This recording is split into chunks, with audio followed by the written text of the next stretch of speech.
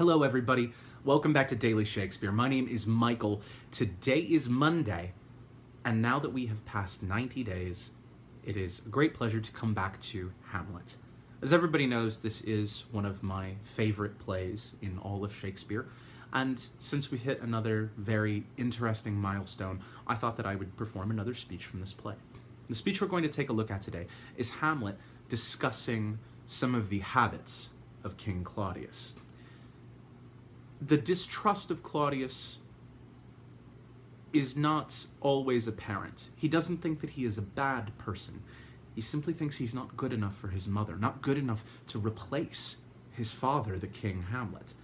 And here he talks about the practice of drinking, and as each drink is finished, firing off a cannon, announcing the king's pledge. Let's take a listen. I marry ist, but to my mind, though I am native here and to the manner born, it is a custom more honored in the breach than the observance. This heavy-headed revel east and west makes us trunked and taxed of other nations.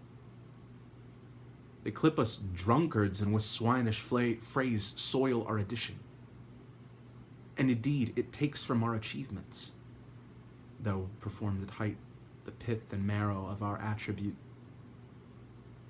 So oft it chances in particular men, that for some vicious mole of nature in them, as in their birth, wherein they are not guilty, since nature cannot choose his origin, by the o'ergrowth of some complexion oft breaking down the pales and forts of reason, or by some habit that too much o'erleans the form of plausible manners, that these men carrying, I say, the stamp of one defect, being nature's livery or fortune's star, the virtues else, be they as pure as grace, as infinite as man may undergo, shall in the general censure take corruption from that particular fault.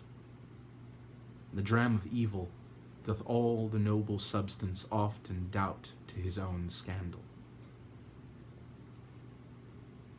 It's very interesting here that Shakespeare, who has had such celebrated and famous drunkards in all of his plays, would dedicate time to one of his most intelligent and introspective characters to talk about the evils of alcohol.